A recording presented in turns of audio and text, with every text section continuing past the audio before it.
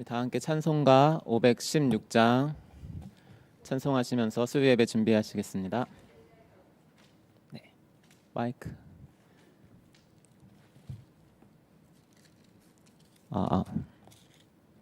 찬송가 516장입니다.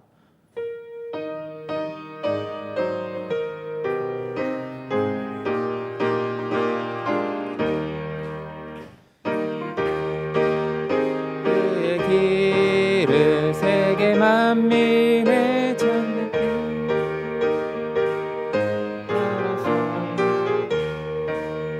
온 세계에 전하세 만 백성이 나갈 길 어두운 밤 지나고 동튼다 환한 빛 보아라 저 빛 주 예수의 나라 이 땅에 고독했네요.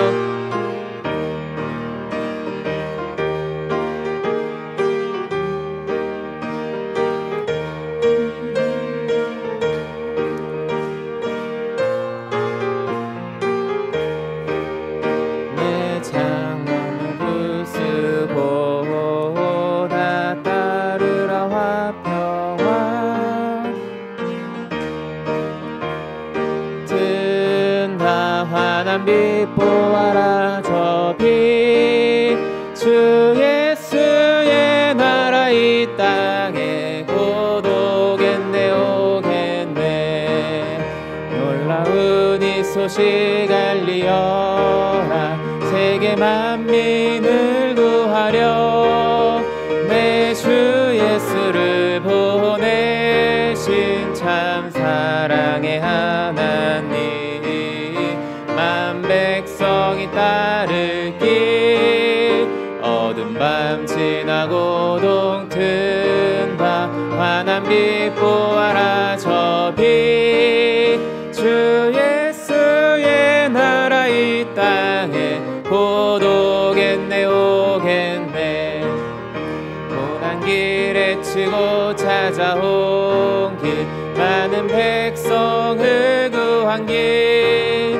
모두 나와서 믿으면 온 세상이 마침내 이 진리에 살겠네 어두운 밤 지나고 동튼다 환한 빛 보아라 저 빛 주 예수의 나라 이 땅에 오겠네 오겠네.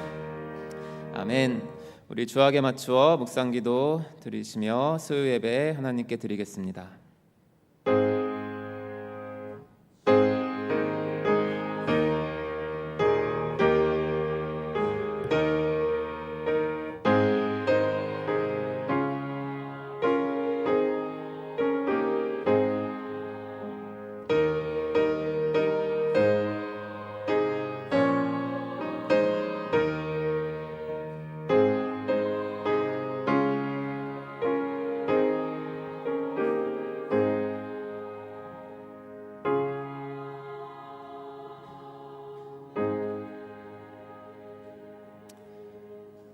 거룩하신 하나님, 우리를 예배의 자리로 인도하여 주심에 감사드립니다. 이 시간 온 마음 다하여 영과 진리로 하나님께 예배드리게 하옵소서. 예수님의 이름으로 기도드립니다. 아멘. 사도신경으로 우리의 신앙을 고백하도록 하겠습니다. 전능하사 천지를 만드신 하나님 아버지를 내가 믿사오며 그 외아들 우리 주 예수 그리스도를 믿사오니 이는 성령으로 잉태하사 동정녀 마리아에게 나시고 본디오 빌라도에게 고난을 받으사 십자가에 못 박혀 죽으시고 장사한 지 사흘 만에 죽은 자 가운데서 다시 살아나시며 하늘에 오르사 전능하신 하나님 우편에 앉아 계시다가 저리로서 산자와 죽은 자를 심판하러 오시리라. 성령을 믿사오며 거룩한 공회와 성도가 서로 교통하는 것과 죄를 사하여 주시는 것과 몸이 다시 사는 것과 영원히 사는 것을 믿사옵나이다.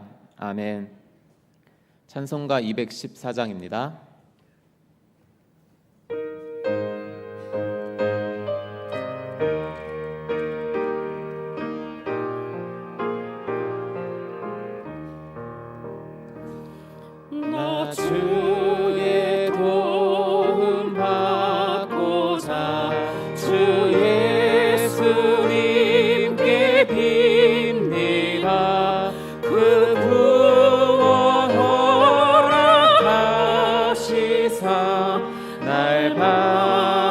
주소서. 내 모습이 대로 주 받아주소서. 날 위해 돌아가신 주 날 받아주소서. 큰 죄에 빠져 영축을 날 위해 피 흘렸으니 주 형상대로 빚으사 날 받아주소서. 내 모습이 대로 주 받아주소서.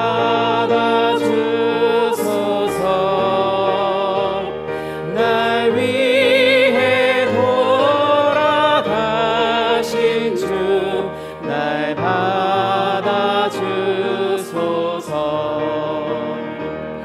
내 힘과 결심 약하여 늘 깨어지기 쉬우니 주 이름으로 구원해 날 받아주소서. 내 모습이 대로 주 받아주소서.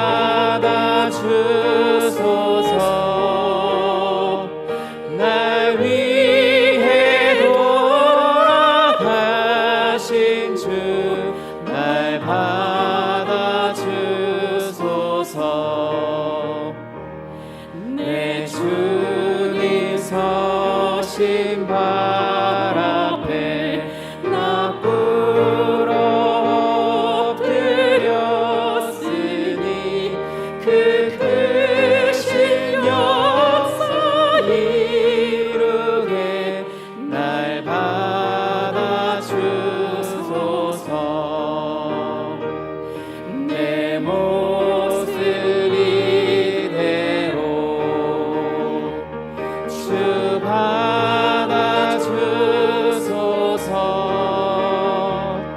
날 위해 돌아가신 주 날 받아주소서.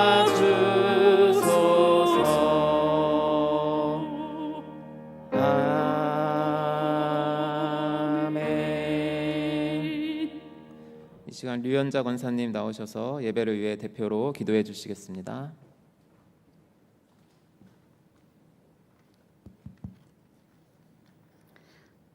사랑과 은혜가 풍성하신 하나님 아버지 감사합니다. 푸른 실록의 계절 6월 넷째 주 수요 예배를 드릴 수 있는 은혜를 주시니 감사합니다. 이 시간 드려지는 예배가 온전하고 신실한 예배 되어질 수 있도록 우리의 심령을 살피시고 회개의 영으로 정결케 하여 주시옵소서. 하나님 아버지, 늘사랑교회를 이곳에 세우셔서 50년의 역사와 전통을 자랑할 수 있는 교회로 삼아주시니 감사합니다. 지난 50년간의 받은 은혜에 안주하는 것이 아니라 앞으로의 50년을 더욱 잘 준비하여 주님 사랑, 이웃 사랑을 실천하는 더욱 부흥하고 성장하는 교회가 되게 하여 주시옵소서. 여러 모양으로 진행되는 창립 50주년 행사에 주님이 함께 하시고 축복하실 줄 믿습니다. 선교대에 참석하시는 선교사님들의 안위를 보호하시고 입출국에 어려움이 없도록 인도하시며 잠시 선교지를 뒤로하고 참된 쉼과 재충전의 기회가 되도록 축복하여 주시옵소서. 이번 주에 계획된 사랑의 헌혈 캠페인에도 많은 성도들이 참여하여서 이웃 사랑을 실천하는 본을 보이게 하시고 장안이 사모초청 토크쇼와 이웃초청 열린 음악회에도 주님 함께해 주셔서 우리 교인뿐만 아니라 이웃의 주민들과도 함께 소통하며 기뻐할 수 있는 축제가 되게 하여 주시옵소서. 전교인 연합기도회가 내일로 다가왔습니다. 코로나로 인하여 잠시 중단되었던 연합기도회에 다시금 기도의 불길이 타오르게 하셔서 노경무 강사 목사님 내일 말씀 전하실 때에 성령 충만함으로 전하게 하시고 이어지는 담임 목사님의 기도에 인도에 나가실 때에도 꼭 필요한 기도의 제목들을 나누며 기도할 때 말씀의 능력과 권능이 임하는 시간, 새로운 신앙으로 발돋움하는 시간 되게 하여 주시옵소서. 오늘 말씀 전하실 오진성 목사님을 축복하셔서 준비한 말씀에 은혜를 더하시고 살아 역사하시는 운동력 있는 말씀 되게 하여 주시옵소서. 정성껏 준비하여 드린 늘기쁜 찬양대의 찬양을 기쁘게 받아 주시옵소서. 하나님께 영광이 되며 듣는 모두에게 은혜가 넘치는 곡조 있는 되기를 원하오며 예수님 이름으로 기도합니다. 아멘.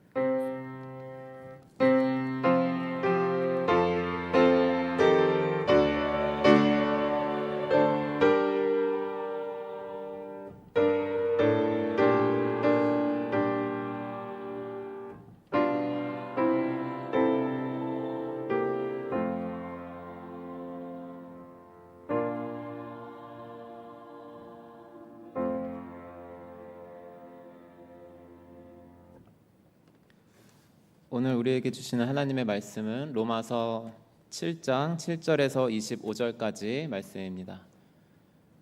로마서 7장 7절에서 25절까지의 말씀을 제가 봉독해 올려드리겠습니다.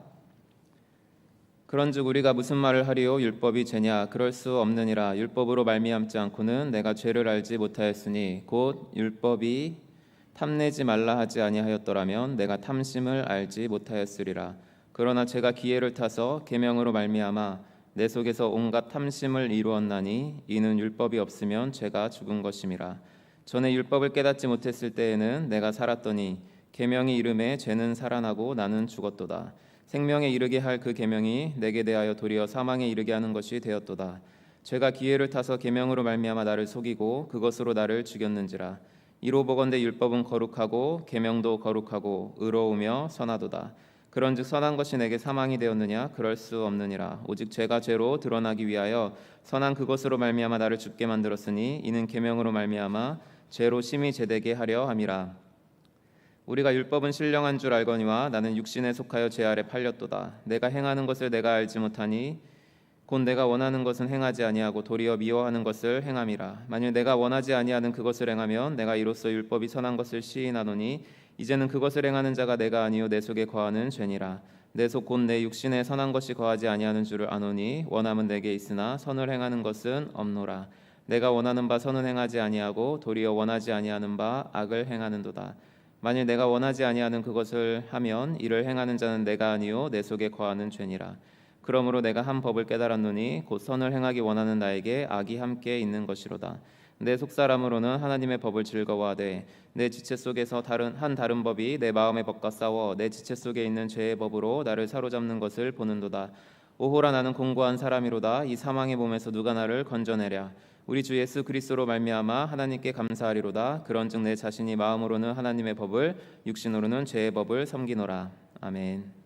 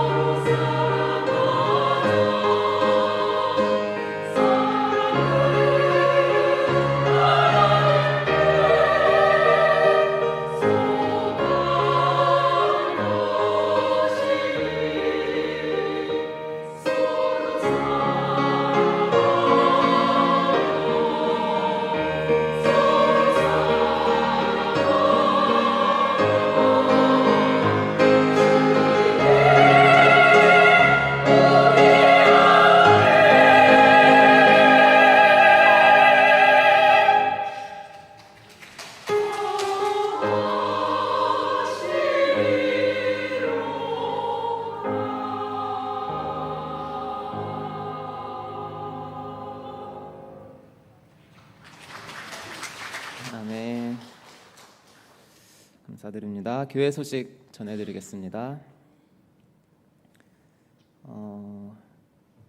주님 사랑, 이웃 사랑을 주제로 해서 오후 예배 때마다 강의가 진행되고 있죠. 자꾸 문의가 들어오신다고 해서 다시 한번 광고 드리면 우리 교재는 총 6건으로 이제 나가게 되고요. 지난주까지 5건이 나가셨죠. 그래서 7월 17일 오후 예배 때 성교가 왕성한 교회로 제가 이제 강의를 하고 그 책을 나눠드리면 이제 6건이 완성이 되시는 거고, 꼭 6건을 다 가지고 계시고 그 다음부터 이제 주보를 잘 광고를 보셔서 다음 주 오후 예배에는 어떤 과목을 하는지를 꼭 확인하시고 그 책을 가지고 오시면 됩니다.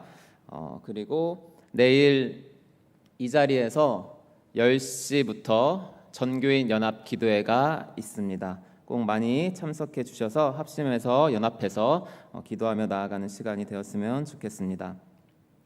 그리고 창립 50년 전교인 감사 릴레이 기도 캠페인이 있습니다. 다음 주 6월 27일 월요일부터 이렇게 매일마다 정해진 그 직분이 주보에 표시되어 있으니까요. 그거를 참고해 주시고 해당되는 날 저녁 8시에 이곳에서 아가페올에서 기도회가 진행될 예정이니 많이 참여 부탁드립니다. 그리고 6월 호국의 달을 맞이해서 안양시 기독교연합회와 함께 세계와 한반도 평화를 위한 구국기도회를 우리 교회에서 진행합니다. 일시는 돌아오는 금요일 오후 8시 30분입니다. 금요기도회 시간이고요. 이 자리에서 진행되오니 많이 참석 부탁드립니다. 사랑의 헌혈 캠페인 광고를 드립니다. 돌아오는 주일 오전 9시부터 오후 4시까지 교회 앞마당 헌혈버스에서 진행되고 있고요. 아직 신청을 못 하셨더라도 당일 신청이 가능하다고 하오니 그 시간 사이에 한번 헌혈이 가능한지 확인해 보시고 헌혈에 많이 동참해 주셨으면 좋겠습니다. 네, 나머지 소식은 주보를 참고해 주시고요. 류현자 권사님, 범사를 감사합니다. 감사헌금 드리셨습니다. 우리 드려진 헌금과 잠시 기도드리고 말씀 나누도록 하겠습니다.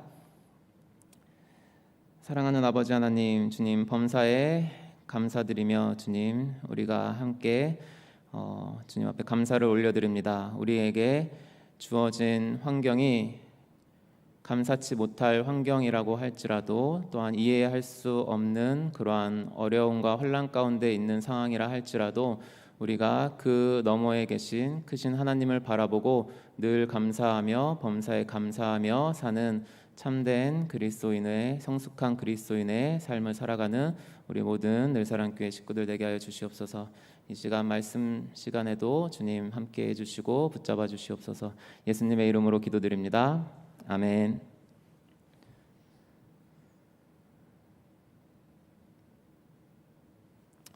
네, 지난 시간 당연히 기억을 못 하시는데 이렇게 지난 시간이라고 말하지 말라고 지난번에 강사 목사님이 그러시더라고요. 네, 오늘 어제 일도 잘 기억 못 하는데 지난 시간에 하물며 이제 수요 예배는 6주 전이니까 6주 전의 일은 당연히 기억 못 하시겠죠. 그래서 친절하게 그 드라마 보시면 지난 이야기 이렇게 해주잖아요. 그래서 오늘 설교를 위해서 지난 이야기를 짧게 요약하고 오늘 본문으로 넘어가도록 하겠습니다. 우리가 지금 로마서 7장을 로마서 산책을 하고 있고요. 지난 시간에는 7장 1절부터 6절까지의 말씀을 살펴보았었습니다. 그리고 제 계획으로는 로마서 7장을 이렇게 세 단락으로 나눠서 살펴보고 있고요. 오늘 시간이 허락되는 대로 로마서 두 번째 단락과 가능하다면 세 번째 단락까지 해서 오늘 7장을 마무리하려고 합니다. 지난 첫 번째 단락에서의 핵심은 바울 사도가 혼인 관계를 통해서 뭔가 말하고 싶은 게 있었죠. 그 혼인 관계는 우리가 살아있는 동안에 유효하다라는 그때 당시에 로마 시대 때 당시에 아주 모든 사람들에게 친숙한 법을 통해서 우리가 그 남편과 아내의 관계에서 아내가 자유케 되기 위해서는 남편이 죽어야 된다. 그러면은 아내가 벗어날 수 있다. 이러한 일반적인 예시를 통해서 진짜로 말하고 싶은 우리가 율법과의 관계에 있어서 어떻게 됐다고요? 율법이 죽었다고요? 전 남편인 율법이 죽었다고요? 아니죠. 율법은 죽을 수가 없으니까 남편이 못 죽으니까 누가 죽어야죠? 아내가 죽어야죠. 그래서 우리가 죽었다. 율법에 대해서 우리가 죽었다. 이제 율법이랑 우리는 관계가 없다. 그쵸? 기억은 못 하시지만 우리 7장 1절부터 6절까지 그런 말씀이 있었다는 것을 다 아시죠? 아시는 거죠? 네. 그래서 우리가 이제 그 죽음 방법에 대해서 이제 얘기했죠. 우리가 어떻게 율법에 대해서 죽을 수 있었는지, 무엇을 통해서, 누구를 통해서, 네, 누구를 통해서, 무엇을 통해서, 네, 예수님의 십자가, 예수님의 몸을 통해서, 예수님이 십자가에서 율법에 대하여 죽으심으로 우리가 그와 연합되었고, 그러므로 우리가 그와 함께 같이 죽었다. 율법에 대해서 죽었다. 그렇죠? 그래서 이제 죽은 걸로만 끝나는 게 아니었죠. 죽으심으로만 끝난 게 아니었어요. 예수님은 죽으시고 거기서 그냥 끝 한 게 아니라 다시 부활하셨죠. 그렇죠? 그것과 마찬가지로 우리가 율법의 관계에서 끊어져서 그동안 율법의 관계에 맺었을 때는 우리가 아무리 해도 사망을 위한 열매를 맺을 수밖에 없는, 우리의 인생이 헛될 수밖에 없는, 우리가 부단히 수고하고 노력하고 하나 그러나 결국엔 이룰 수 없는, 그렇지 않습니까? 율법이 말하는 것이 핵심이 무엇입니까? 율법에 말하는 핵심은 너희가 이것을 행하면 그로 말미암아 살리라. 너희가 요것을 행하면 그로 말미암아 영원히 살리라. 이게 율법에 말하는 것이지 않습니까? 그런데 우리가 늘 그 율법의 높은 기준에 도달하지 못하니까 우리는 그 기준을 도달하지 못하는 것을 이렇게 외식으로 메꾸던가 아니면 그냥 좌절하고 튕겨져 나가던가.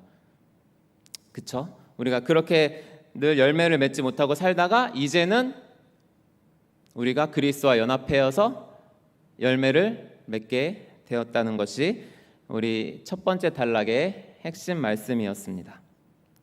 네, 지난 이야기는 너무 길어지면은 지루해지니까 여기까지 하고요. 그러면 이제 여기까지 했을 때 그때 이제 마지막에 말씀드렸듯이 그럼 되게 율법이 나쁜 것처럼 바울이 계속 얘기를 하고 있으니까 바울 자신도 그것을 알았을 거예요. 왜냐하면 율법은 좋은 거잖아요. 율법은 선한 거잖아요. 그런데 자꾸 율법이랑은 관계가 끊어져야 된다. 너네가 율법으로는 의롭다 함을 얻으려고 하면 안 된다. 절대 율법으로는 너네가 하나님을 기쁘시게 할 수도 없고 하나님을 위한 열매를 맺을 수도 없다. 너네가 율법이랑 완전히 끊어져야 된다. 이렇게 하니까 그러면은 율법은 죄인가? 율법을 지키는 게 죄인가? 이러한 약간 혼란스러움이 청중들에게, 독자들에게 찾아올 수 있잖아요. 그래서 오늘 7장 7절 두 번째 단락 시작하는 말씀이 그것과 연결돼서 사도 바울은 이렇게 말씀하고 계십니다. 7장 7절을 한번 들어주시기 바랍니다. 우리 함께 읽겠습니다. 시작. 그런즉 우리가 무슨 말을 하리요? 율법이 죄냐? 그럴 수 없느니라. 율법으로 말미암지 않고는 내가 죄를 알지 못하였으니 곧 율법이 탐내지 말라 하지 아니하였더라면 내가 탐심을 알지 못하였으리라. 이제 두 번째 단락을 제가 정한 두 번째 단락으로는 로마서 7장 7절부터 12절까지로 두 번째 단락을 삼았는데요. 여기에서는 이제 바울이 다시 율법이 너무 죄인 것처럼 앞단락에서 몰아갔으니까 다시 율법의 원래대로 율법의 그 가치를 옹호하는 단락으로 소개하고 있습니다. 그래서 7장 7절은 이렇게 말하고 계시죠. 죄의 참된 본질과 성격과 의미를 율법이 알게 해준다. 율법은 죄의 참된 본질과 성격을 우리에게 알게 해준다. 이것이 율법의 가장 1차적인 목적이라는 것입니다. 로마서 3장 20절에도 이미 사도 바울이 이렇게 말씀하셨습니다. 로마서 3장 20절입니다. 그러므로 율법의 행위로 그의 앞에 의롭다 하심을 얻을 육체가 없나니 율법으로는 죄를 깨달음이니라. 네, 율법의 첫 번째 1차적인 목적이 뭐라고요? 죄를 깨달음이라. 네, 죄를 깨달음이라 이겁니다. 그러면서 이제 바울이 가지고 온 예시는 10계명 중에 마지막 계명, 탐내지 말라 하는 계명이 없었더라면 내가 탐심을 알지 못했다라고 소개하고 있습니다. 왜 하필 10번째 계명을 가지고 왔을까요? 추측해 보건대 10번째 계명 말고 그 앞에 계명들은 사람들이 이렇게 외적인 행위만 지키면은 그래도 뭔가 지켰다고 생각할 수 있을 만한 것들인 것 같습니다. 그렇지 않습니까? 뭐 부모 공경, 살인하지 말라, 간음하지 말라, 도적질하지 말라, 거짓 증언하지 말라.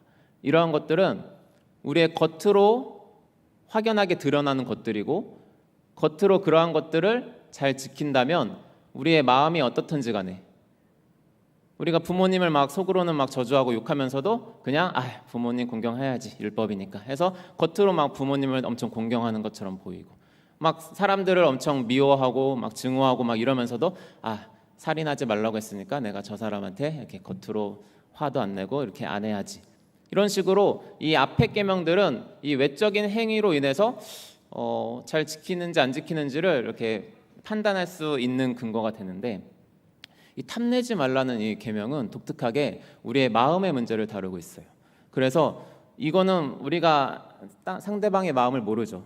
이분이 지금 탐내는지 안 탐내는지, 내 이웃을 탐내는지, 내 이웃의 집을 탐내는지 뭐 이런 것들을 그 사람만 알 수 있는 거잖아요. 우리 마음의 문제는. 그렇죠? 그래서 우리가 다른 것들은 다 우리가 스스로를 속일 수 있지만 이 탐내지 말라, 이 우리의 마음의 문제까지를 다루는 이 계명은 우리의 그 계명이 우리한테 딱 들어왔을 때 우리는 그거를 속일 수가 없습니다. 양심에 화인 맞지 않은 사람이라면요. 그래가지고 그 계명으로 인해서 그 율법으로 인해서 우리 안에 그 탐심이 있다는 것을 깨닫게 해줍니다. 드러나게 해줍니다. 그래서 마치 율법은 거울과 같아요. 그래서 우리가 거울을 보면 우리의 얼굴 상태를 비추어 주죠. 그렇죠? 우리가 거울을 보지 않으면 자꾸 까먹습니다. 마찬가지로 우리가 율법을 자꾸 보지 않으면 우리가 얼마나 우리 안에 그런 탐심을 비롯한 여러 가지 악한 마음들이 있는 줄을 우리가 잊고 살 때가 많아요. 그래서 우리가 그 율법을 통해서 우리의 죄악들을 깨닫게 되는 거죠. 그러니까 이 죄를 율법을 통해 깨닫는 것이 중요한데 이제 어떻게 그 죄가 율법을 통해서 깨닫게 되는지를 이어서 설명해 주고 있습니다. 7장 8절 말씀을 제가 읽어드리도록 하겠습니다. 7장 8절입니다. 그러나 죄가 기회를 타서 계명으로 말미암아 내 속에서 온갖 탐심을 이루었나니 이는 율법이 없으면 죄가 죽은 것임이라. 율법을 통해서 바라본 이 죄는 우리의 타락한 인간 본성 안에 역사하는 하나의 원리, 하나의 세력, 이런 걸로 지금 소개가 되고 있어요. 마치 죄가 인격체인 것처럼 바울 사도는 표현해주고 있어요. 그래서 죄라는 것이 율법이 우리 안에 들어오면 기회를 타서 이 얘기가 다른 말로 표현하자면 이거를 이렇게 질의 받침대로 삼아서 또는 군사적인 용어로 표현하자면 군사 작전 기지로, 그래서 이런 겁니다. 죄가 그 율법을 본진으로 삼는다는 거예요. 죄가. 자, 쉽게 예를 들자면 우리 죄가 처음으로 일어난 곳이 어디입니까? 어딜까요? 죄가 처음으로 일어난 곳. 세상이 만들어진 다음에 에덴 동산이죠. 그렇죠? 그러면 그 에덴 동산에서 죄가 이렇게 정말로 했는지 보면은 우리가 쉽게 이해할 수 있을 것 같아요. 우리 창세기 말씀 한번 2장 16절 17절 말씀, 하나님의 율법이, 하나님의 계명이 아담과 하와에게 태초에 주어지는 장면이죠. 여호와 하나님이 그 사람에게 명하여 이르시되 동산 각종 나무의 열매는 네가 임의로 먹되 선악을 알게 하는 나무의 열매는 먹지 말라. 네가 먹는 날에는 반드시 죽으리라 하시니라. 태초에 하나님의 첫 주신 사람에게 주신 법이죠. 율법이죠. 이 율법이 사람에게 주어졌어요. 그랬더니 죄가, 뱀이, 사단이 찾아와서 그 율법을 지렛대 삼아서 어떻게 말하는지 다 아시죠? 3장 1절 말씀 보시겠습니다. 그런데 뱀은 여호와 하나님이 지으신 들짐승 중에 가장 강교하니라. 뱀이 여자에게 물어 이르되 하나님이 참으로 너희에게 동산 모든 나무의 열매를 먹지 말라 하시더냐.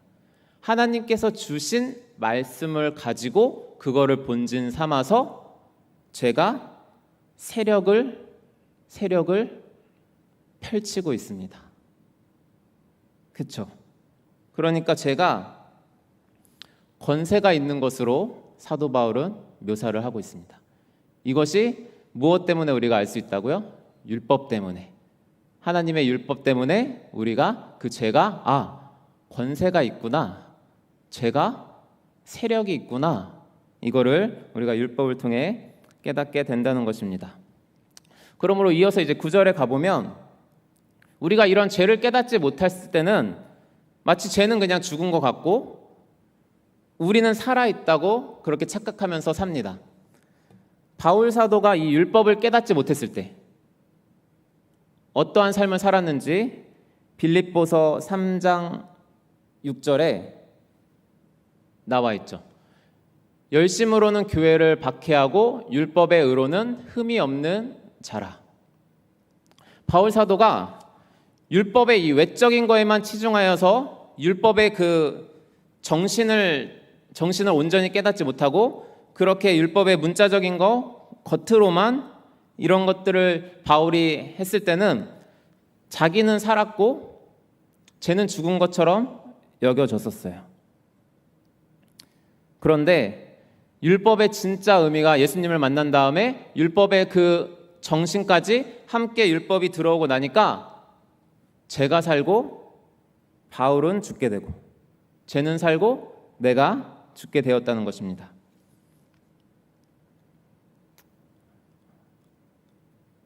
어려우시죠? 무슨 지금 잘 따라오고 계신가요? 네, 잘 따라오고 계시죠? 율법이 들어오니까 죄가 살았다는 거예요. 제가 그 율법을 통해서 우리 안에 있는 그 죄를 더 드러나게 했다는 것입니다. 그래서 이제 율법이 들어오니까 우리가 되게 무력하고 무능하고 우리가 되게 눈멀었고 아무것도 가진 것이 없고 이렇게 생명력도 없고 우리가 이렇게 죽은 것처럼 느껴지는 것입니다. 그렇게 되니까 우리의 심령이 가난해지고 우리가 애통하게 되고 의에 줄이고 목마르게 되고 이러한 우리의 상태가 되는 것이죠. 자, 그럼 이렇게까지 보면은 율법은 마치 우리를 죽이게 하는 것처럼 느껴져요. 그렇지 않습니까? 지금 말씀드렸죠. 율법이 오니까 죄가 살아나고 내가 죽었어요. 그 율법 앞에서 내 죄가 드러나니까 우리가 무능력해지고 무기력해지고 되게 마음이 가난해지고 우리가 생명력이 없는 것처럼 느껴졌단 말이에요. 그렇죠? 그러니까 10절에서 바울 사도가 이렇게 고백하는 겁니다. 아니, 이 율법은 생명에 이르게 할 그 계명인데 이게 도리어 사망에 이르게 하는 것이 되었도다. 생명에 이르게 할 그 계명이 우리를 사망에 이르게 하는 것이 되었다는 것입니다. 왜 그렇게 되었습니까? 왜 우리를 율법이 사망에 이르게 하는 게 되었습니까?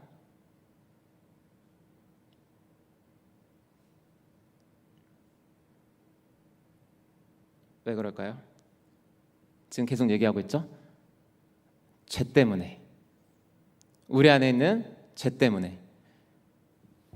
율법을 지키면 살리라 하는 그 율법을 지킬 수 없는 우리 안에 있는 그 죄 때문에 생명에 이르게 하는 율법이 왔지만 도리어 우리가 그 죄로 말미암아 죽게 되었다는 것입니다. 율법의 다른 한편은 무엇을 말합니까? 율법의 순종은 생명이요 율법의 불순종은 저주입니다. 사망입니다. 그렇죠? 이게 율법의 명확한 두 단면이죠. 율법을 순종하면 살리라. 그러나 율법에 불순종하면 죽으리라. 아까 태초에 하나님이 주신 것처럼요. 너희가 선악을 알게 하는 나무의 실과를 먹지 않으면 살리라. 먹으면 죽으리라. 그렇죠? 근데 우리는 먹었단 말이에요. 그 이후로 우리는 우리 안에 있는 그 죄가 하나님의 율법이 아무리 들어와도 오히려 율법이 들어오면 우리 안에 있던 죄가 마치 죽은 것처럼 느껴졌던 죄가 살아나서 우리를 더욱더 그 율법에 순종치 못하는 죄인 된 것을 드러낸다는 것입니다. 그러니까 마치 율법이 우리를 죽게 하는 것처럼 느껴지죠. 바울이 10절에서 그 말씀을 하고 있는 것입니다. 자, 이렇게 말씀하시고 이 죄가 능력이 있다는 것을 지금까지 이제 말씀해주고 계셨다면 이제 11절에서는 이 죄가 기만성까지 가지고 있다고 강조를 하고 있습니다. 기만성. 무슨 얘기입니까? 죄가 우리를 속인다는 것입니다. 죄가 우리를 속인대요. 무엇으로요? 율법을 가지고. 11절 말씀 제가 읽겠습니다. 죄가 기회를 타서 계명으로 말미암아 나를 속이고 그것으로 나를 죽였는지라. 자, 아까는 죄가 율법을 본진 삼아서 죄의 능력을 발휘해가지고 우리를 사망에 이르게 했죠.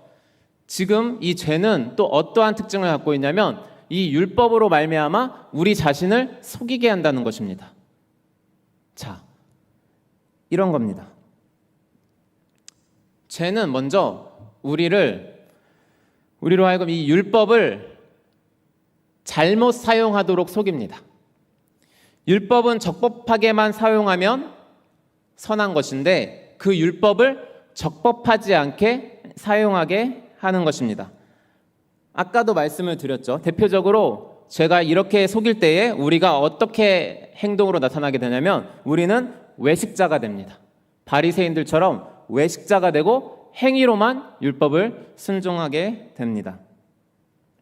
빌립보서 3장 6절 아까 읽었던 말씀 다시 한번 보도록 하겠습니다.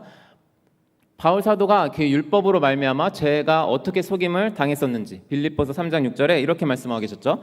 열심으로는 교회를 박해하고 율법의 의로는 흠이 없는 자라. 율법의 의로는 흠이 없는 자라고 바울이 본인이 고백하고 있어요. 이것이 어떻게 가능할까요? 죄가 율법으로 속이기 때문에. 죄가 율법으로 속이기 때문에. 옛 계명은 어떤 일을 행하거나 아니면 그 하지 말라는 일을 하지 않는 한 하나님과의 바른 관계에 있다고 그렇게 기만합니다. 그러니까 외식을 해서 그냥 하나님의 그 말씀을 그냥 겉으로 사람들이 볼 때 우리의 마음이 어떻든지 간에 그냥 겉으로 잘 지키는 것처럼 이렇게 느껴지면 아, 너 괜찮아. 잘하고 있어. 이렇게 죄가 우리를 속인다는 것입니다. 그러니까 바울이 그러한 율법의 의로는 흠이 없다라고 그렇게 속고 살았었죠. 그런데 정말 그렇습니까? 그렇지 않죠. 왜요? 예수님이 오셔서 분명히 말씀해 주셨잖아요. 율법은 10계명 그 10번째 계명인 탐심뿐만 아니라 다른 모든 계명도 본질적으로 우리의 마음과 연결되어 있다고 그 율법의 진정한 의미를 말씀해 주셨잖아요. 그렇죠? 근데 죄는 그러한 마음적인 문제는 딱 제쳐두고 겉으로 종교적인 우리가 그 겉으로 보일 수 있는 종교적인 행위들만 가지고 너네가 잘 지키고 있으면 너 괜찮아 라고 하면서 우리를 기만한다는 것입니다. 또 한편 반대의 급부도 있어요. 반대의 급부. 반대의 급부는 무엇입니까? 우리가 죄를 지었는데도 죄를 짓고 율법을 어겼는데도 괜찮다라고 또 우리를 기만합니다. 어떻게 그렇게 기만할 수 있습니까? 죄가 넘치는 곳에는 은혜가 넘쳤다 그러지 않냐. 너네가 죄를 지면 질수록 하나님의 은혜가 더 드러나는 거다. 그러니까 죄 지어도 좀 지어도 괜찮아. 이런 식으로 우리를 기만합니다. 그래서 이렇게 말하죠. 너는 어차피 구원받은 자고 너는 어차피 은혜 아래 있으니까 어차피 율법은 지키지 못하는 거잖아. 그러니까 못 지켜도 괜찮아. 이런 식으로 우리를 죄는 기만합니다. 죄가 엄청 간교하죠. 뱀 같죠. 그렇죠? 그래서 죄가 사단이 뱀을 통해서 하와를 유혹한 것 같습니다. 또 한편으로는 율법에 대한 적대감을 가지게 합니다. 이 죄가 하나님이 우리를 대적하고 계신다고 느끼게 해요. 하나님이 우리를 이 율법을 통해서 우리를 억압시키고 우리를 뭔가를 제한하시는 분으로 그렇게 죄는 우리를 속입니다. 뱀도 그렇게 얘기했죠. 동산 모든 나무의 열매를 먹지 말라고 하시더냐.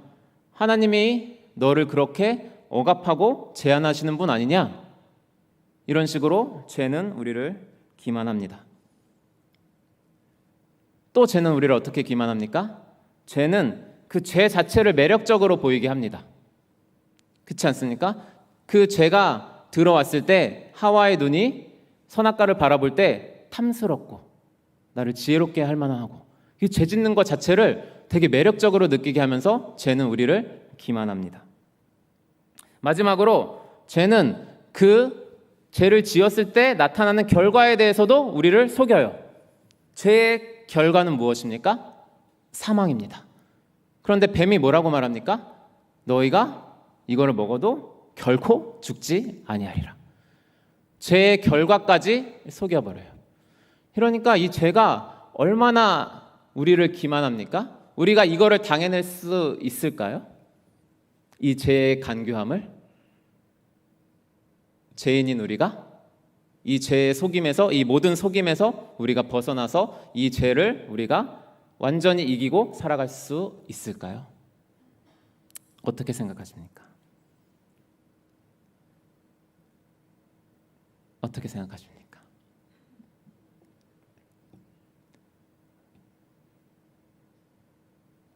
어떨까요? 죄를 이기고 살아가고 계십니까?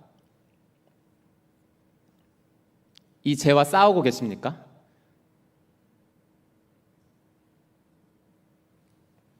자, 그 답이 이어가면서 나오겠죠. 우리가 기본적으로는 우리가 그 죄 앞에 우리가 더 연약합니다. 미리 소결론을 말씀드리자면 죄가 우리보다 더 세다고 인정을 하셔야 됩니다. 죄가 우리보다 더 지혜롭고 우리보다 더 힘이 세다. 더 능력이 많다. 이렇게 인정을 해야 합니다. 이렇게 인정하지 않으면 어설프게 우리가 죄와 싸우면 우리는 완전 죄의 속임에 넘어가서 율법주의자가 되던가 무율법주의자가 되던가 죄를 율법을 적대하면서 하나님을 멀리하던가 그렇죠? 이런 식으로 가게 되는 것입니다. 자, 그래서 이제 두 번째 단락 마지막을 하고 오늘은 정리를 하고 다음 시간에 세 번째 단락으로 넘어가도록 하겠습니다. 자, 두 번째 단락 마지막에 그래서 이제 바울 사도가 처음에 7절에서 던졌던 대답을 직설적으로 해주고 있습니다. 7절에서 율법이 죄냐? 그럴 수 없다라고 말씀했죠. 그럼 율법이 죄가 아니면 뭐냐? 라는 것을 12절에서 말씀하고 계신 겁니다. 12절 말씀 읽겠습니다. 이로 보건대 율법은 거룩하고 계명도 거룩하고 의로우며 선하도다. 이것이 그 율법에 대한 바울의 이해고 또한 성경의 이해고 또한 우리의 이해가 되어야 합니다. 율법은 우리를 죄를 짓게 하고 우리를 율법 자체가 죄가 아니라 율법은 거룩하고 계명도 거룩하고 의로우며 선하다는 것입니다. 율법이 거룩하다는 것은 무엇입니까? 율법은 죄와 악과는 절대적으로 반대된다는 것입니다. 율법은 하나님의 성품을 표현하고 있는 것이기 때문에 거룩하신 하나님의 성품이 표현된 율법은 당연히 거룩할 수밖에 없습니다. 그리고 율법은 의롭다는 것은 무엇입니까? 율법의 요구는 정당하고 의롭다는 것입니다. 또한 율법이 어길 때 받는 형벌도 완전히 의롭고 정당하다는 것입니다. 율법이 요구하는 것도 의롭고 율법을 요구하는 것을 하지 않았을 때에 받을 그 형벌을 하는 것도 의롭다는 것입니다. 율법은 거룩하고 의롭습니다. 또한 율법은 선합니다. 왜 그렇습니까? 율법은 죄가 무엇인가를 보여주고 우리에게 유익한 것이 가장 선한 것이 무엇인지 그런 것을 가르쳐준다는 점에서 이 율법은 선합니다. 이 율법대로 살 수만 있다면 가장 선한 삶이죠. 이것을 누가 보여주셨습니까? 우리 예수님이 보여주셨습니다. 우리 예수님은 율법을 적법하게 율법대로 사신 분입니다. 그렇지 않습니까? 율법이 거룩하고 의롭고 선하기 때문에 예수님은 율법 그대로 순종하면서 사셨던 것입니다. 우리가 이 두 번째 대목을 이제 살펴보았습니다. 사도 바울이 말하고자 하는 것은 우리가 율법과의 관계가 끊어져야 된다는 것은 분명합니다. 우리가 율법과의 관계를 맺고 있는 한 율법의 요구대로 우리가 거기에서 의를 얻으려거나 율법을 통해서 뭔가 우리를 거룩하게 하려거나 이렇게 하려는 모든 노력은 다 예수님의 십자가 안에서 다 없어져야 된다고 그 율법을 정의시켜 놓았습니다. 그러나 그렇다고 해서 우리가 그 율법이 거룩하지 않다거나 이 율법이 나쁘다거나 이 율법이 선하지 않다거나 이렇게 오해하지 않도록 바로 이 두 번째 단락에서 이 율법 자체는 거룩하고 선하고 의롭다라고 밝혀주고 있는 것입니다. 아멘이시죠?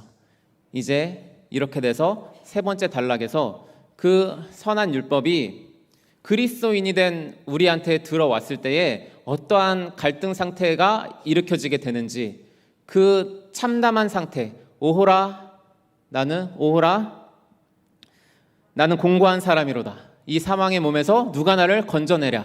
이러한 탄식으로밖에 나올 수 없는 그 절절한 우리의 심리적인 상태, 영적인 상태를 이제 세 번째 단락에서 하고 그런 다음에 우리가 그 가운데서 어떻게 예수님께서 우리를 구원해 나가시는지를 세 번째 단락 그리고 로마서 8장에서 이어서 하고 계십니다. 오늘은 여기까지 기억하시고 율법은 거룩하고 선하고 의롭다. 그리고 율법은 도리어 우리에게 죄를 깨닫게 해준다. 율법이 왔을 때 죄는 살아나고 우리는 죽게 된다. 그리고 그 죄는 그냥 우리가 가볍게 여길 것이 아니라 엄청나게 우리를 기만하는 능력이 있는 어떤 것이다. 우리 안에 있는. 여기까지 잘 기억하시고 다음 시간에 제가 또 정리해드리고 로마서 세 번째 단락 이어나가도록 하겠습니다. 기도하시겠습니다. 거룩하신 아버지 하나님, 주님, 오늘 우리가 율법과 죄에 대해서 우리 안에 있는 죄의 그 세력이, 죄의 능력이, 그 죄의 기만성이 얼마나 뿌리 깊게 우리 안에 내려져 있는지, 그리고 그것이 오직 율법을 통해서만 우리가 깨달아 알 수 있다는 것을 오늘 말씀을 통해 배웠습니다. 주님, 우리가 이 말씀을 잘 기억하게 하시고 우리가 살아갈 때에 주님 율법을 통해서 죄를 깨닫고 또한 그 깨닫는 죄를 다시 주님 앞에 내려놓으면서 우리가 날마다 이 죄와의 싸움 가운데 늘 패배할 때가 많지만 그럼에도 불구하고 우리에게 승리를 약속하시는 주님을 바라보고 승리하는 삶을 살아갈 수 있도록 주님 우리에게 은혜를 베풀어 주시옵소서. 감사드리며 우리 주 예수 그리스도의 이름으로 기도드립니다. 아멘. 네, 찬송가 부르시겠습니다. 258장입니다.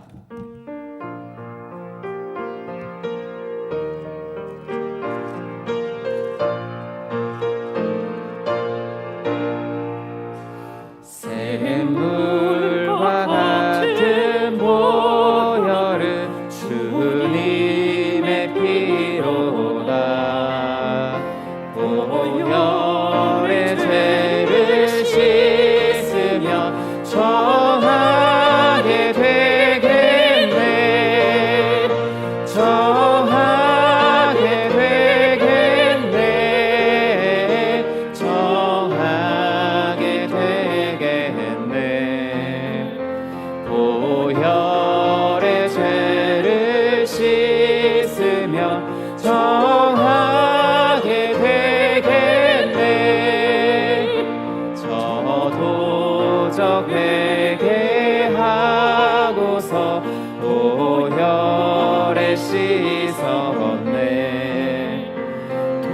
도적 같은 이 몸도 죄 씻기 원하네.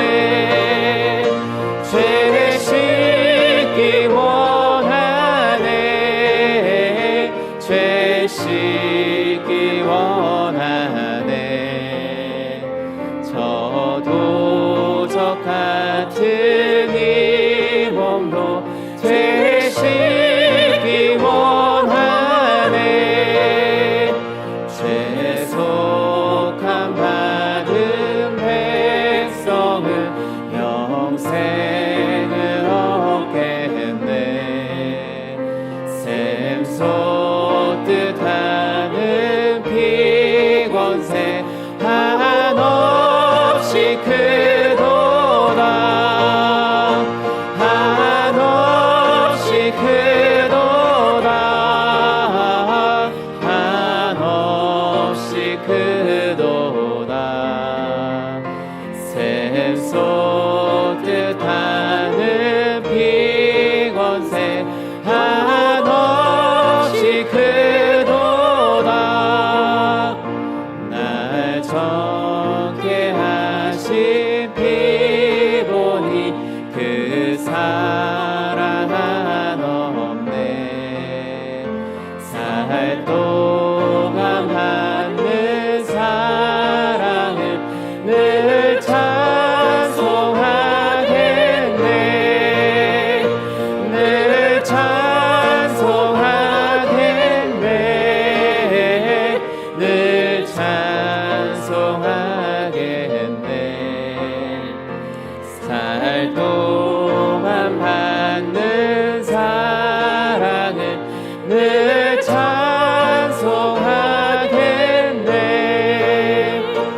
이후에 천국 올라가 더 좋은 노래로 날 구속하신 은혜를 늘 찬송하겠네.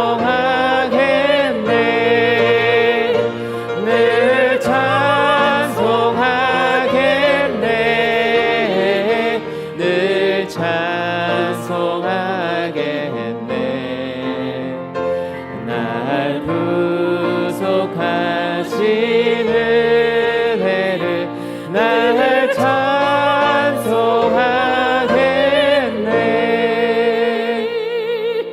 아멘.